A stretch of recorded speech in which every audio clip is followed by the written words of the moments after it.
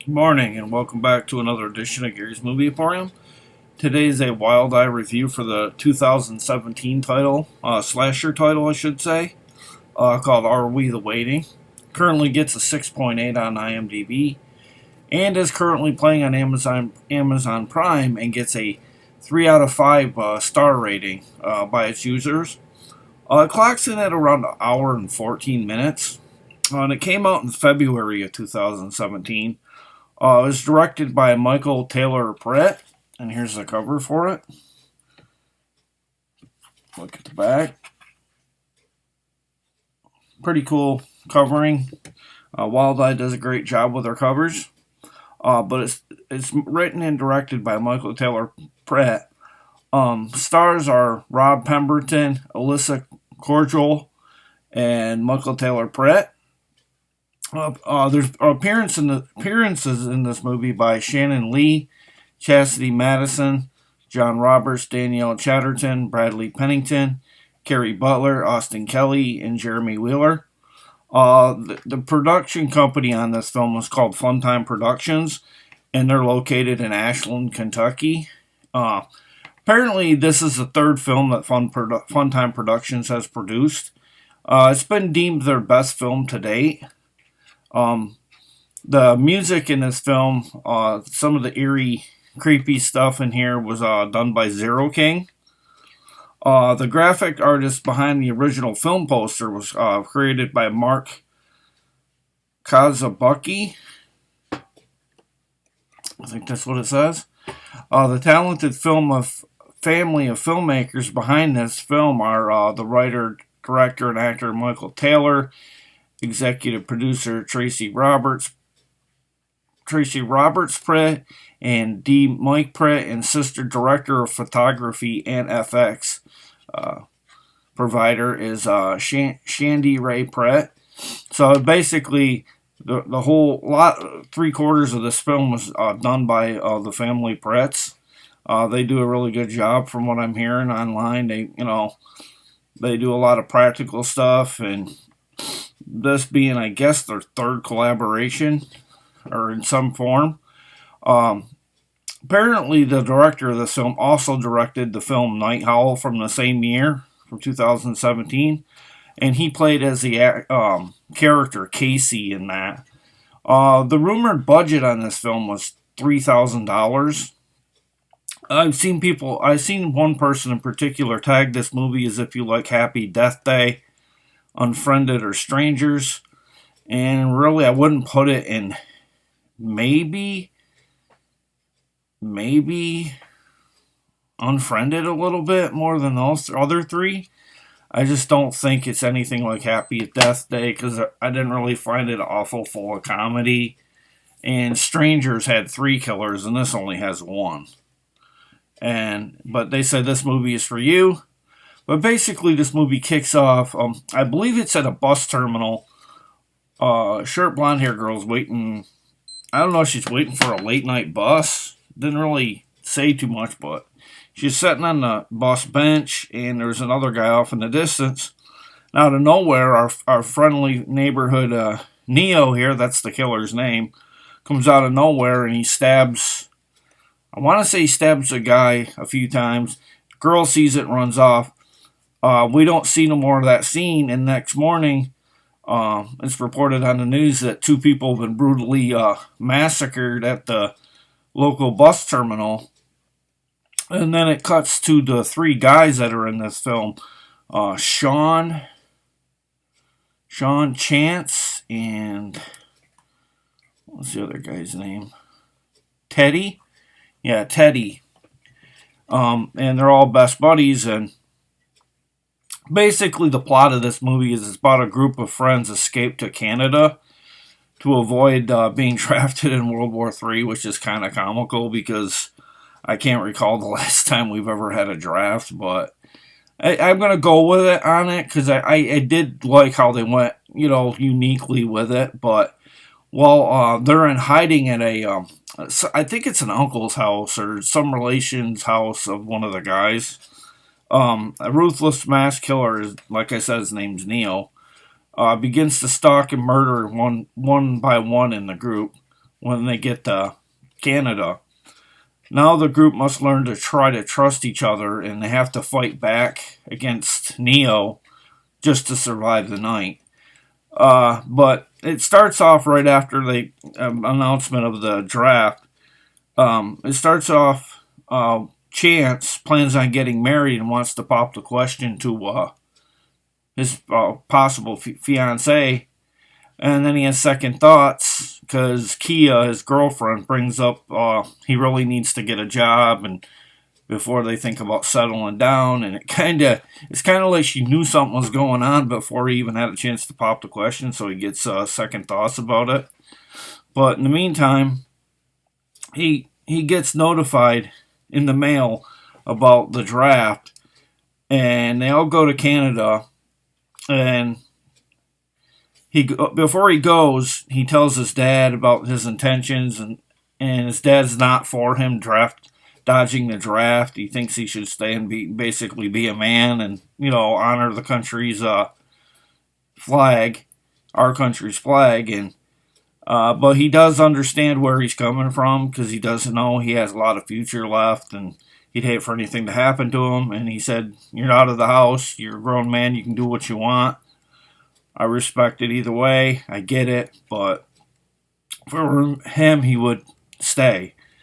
But so they're northbound, which is up in Canada. So they get there and they start to unwind and get back to life, in a normal fashion. And for some reason, they all had laptops, which was kind of funny. And they all logged in at the same time and started playing a game together on the laptop. And they run into a fellow gamer who wants to play too. And he sends him a link that shows a severed arm. And it freaks the girls out. And kind of like one of the guys, it might have been Sean at that point, because he is kind of the younger. It looked like he was a younger guy in the bunch, and he looked like he was like, I don't know, kind of like more of a scaredy cat kind of character. But it freaks the girls out. The game they're playing is called What's in Your Freezer. And that was the picture he had sent them of a severed arm that looked like it was in a freezer. So they go out to the freezer where they find a dead cat wrapped up in a bag and all bloodied. They, converse over what they want to do. They should have called the cops, but I'm not in this horror film. I'm not part of the body count or whatever, but I would have called the cops to tell them what's this all about. But maybe they got scared too because they were dodging a draft and they didn't want to involve the law. I kind of get that as well. But they all agree to kind of just play it down like it's a prank. But I mean, it's a little too convenient when you just got a picture of a severed arm in a freezer. But still, it's still all tongue-in-cheek, basically. You go with it. They basically all get on board that they'll talk about it in the morning. Let's see. Oh, and then when all of them are doing their thing, it kind of cuts away to a lady getting to her car. And she gets in her car. She hears a cat. Like, it sounds like it's her or it's under her car and it's caught. So she gets out. And out of nowhere, our mass killer, Neo, stabs the lady repeatedly in the abdomen area, and leaves her there. And apparently, she must have died, but didn't really play that up too well. Let's see. Then, what was his name?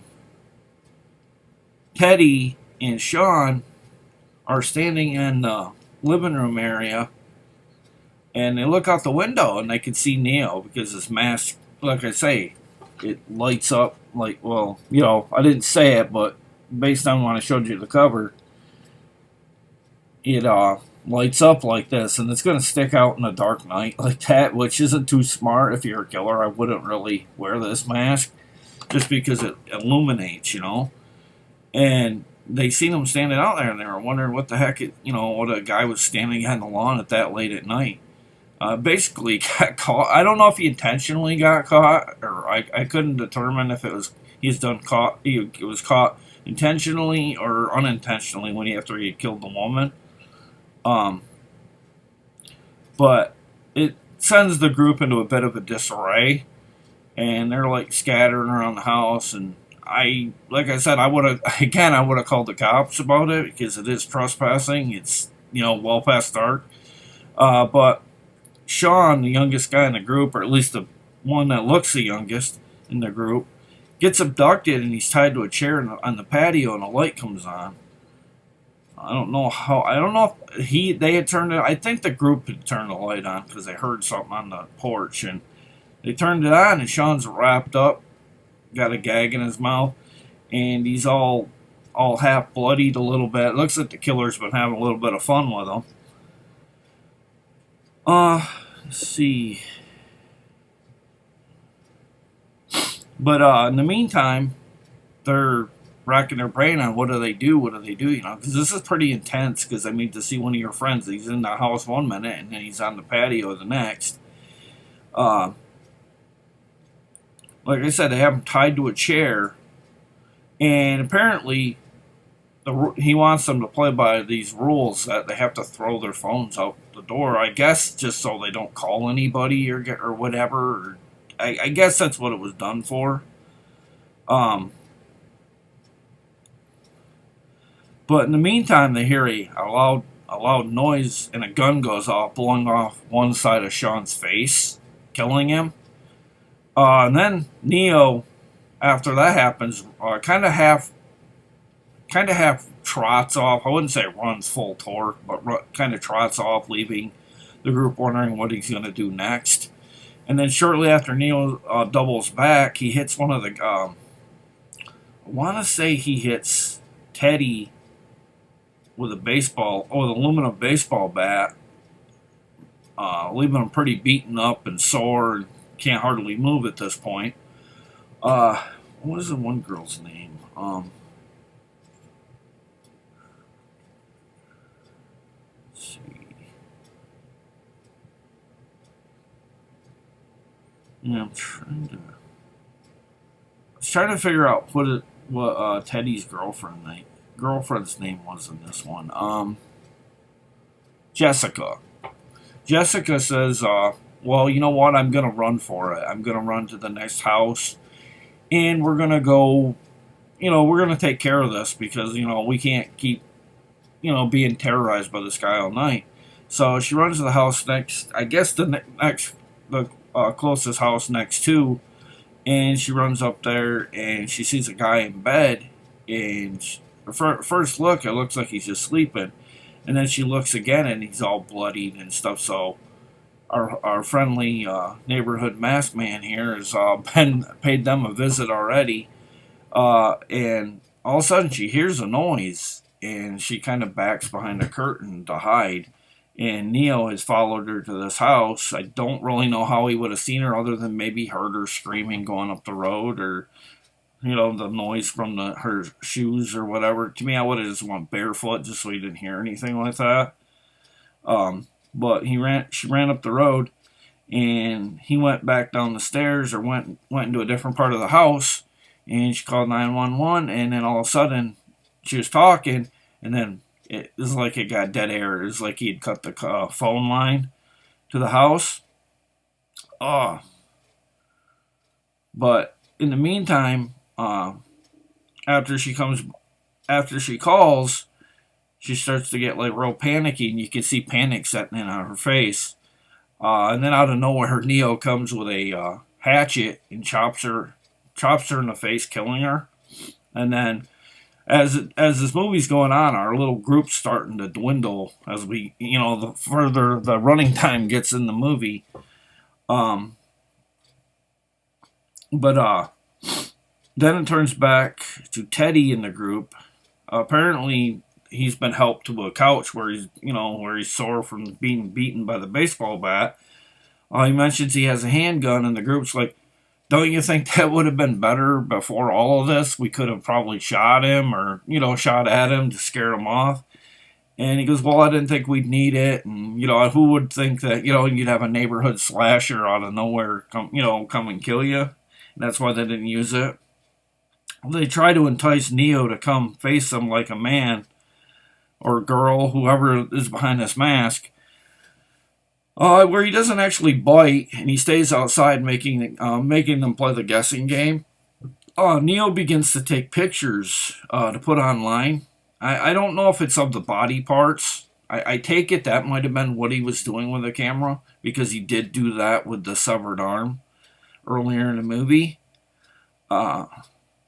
And what I gathered, as the night went on, the group's psyche was starting to get really challenged, because they were starting to kind of lose their thinking process, and just being terrorized by a killer at night isn't exactly ideal. And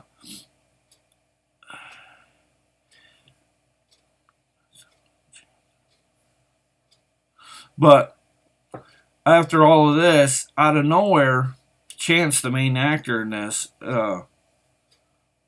comes to... Wait a minute. Did I go too far? See. But at some point, the main actor is knocked about too with a baseball bat. And in the process, he comes to, and he asks Neo if he could remove his mask.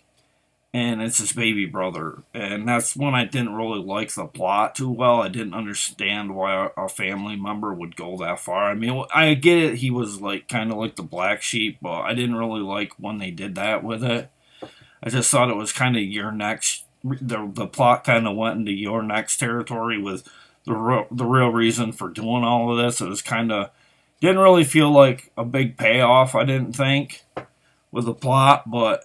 More or less, he's doing this because he's jealous that Chance is considered the golden child, and he's fleeing the country, and he still is considered the best son. And I didn't really understand the hate. I mean, families always got to me, they almost always got a best kid, but I just didn't see the reason for killing, Chance's friends and attempting to kill him. But then Neo and James... Let's see. Oh, Neo is brother... Well, he's a brother of Chance. His real name is James. I neglected to mention that early on. But James, his younger brother, shoots Chance, which looks like in the upper left side of his shoulder. And to me, it looked like he could have survived, but they said he died. And after all of this, time goes by, and Neo, the killer, or James, runs into Kia, and they begin to talk, and he's like, oh, I should have been, with you, and I'm a much better guy. He's kind of putting himself over to Kia. That's Chance's girlfriend in this, the one he was going to ask to marry. And during this, the conversation, Neo lets his guard down with all his rambling, and out of nowhere, Kia stabs James or Neo a few times at killing him. And next scene, it shows the police are coming to the aid of the group, and some time has passed from the night on. And into morning, and basically into the next few months or down the road by the end of the year. Teddy is shown on a news broadcast telling his side of the story of Carpenter's County massacre, and the reporter goes on to talk a little bit more about the events of that horrible night. And I believe he puts a flower on the gravesite of Jessica, who I think was his girlfriend. I kind of got the feeling they were a thing. Then they go to dinner with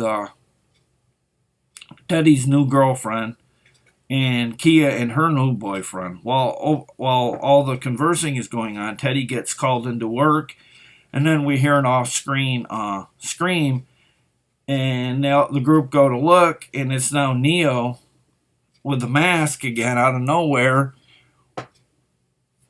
Or is it?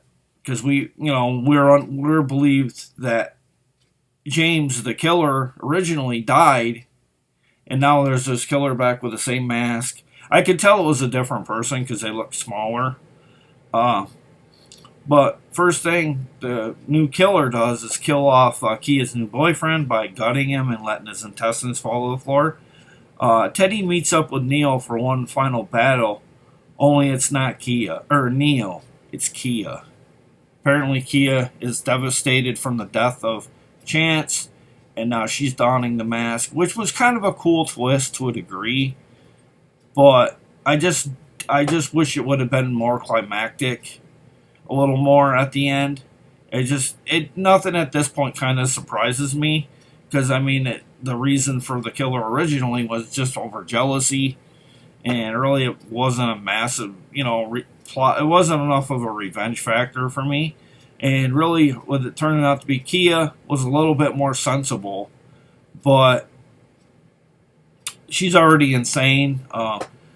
She Mrs. Chance, like I said, she says to Teddy before he dies, Kia is no longer, and she starts to go into Psychoville and starts to laugh, and that's the end. The music in this film was very 80s like at times. It was pretty well done. I wouldn't put it in there as high as Scream Park that I reviewed earlier from Wild Eye, but I did like this. I did like it enough. I just wish I think there would have been some things I would have changed with the plot a little bit, but outside of that, it was a pretty fast-paced movie. Before I knew it, it was over. I'd mildly recommend it. Not high recommend, but mildly recommend it. But that's my review for this morning. Also, before I go, this disc does have some bonus features, a behind-the-scenes featurette, original teaser trailer, along with trailers from Wild Eye distributed titles that they have out there. But that's my review for this morning. And I'd like to thank you for all that have been watching reviews. They've been doing really well lately. Thank you and take care, and I'll see you again, guys. See you later. Bye.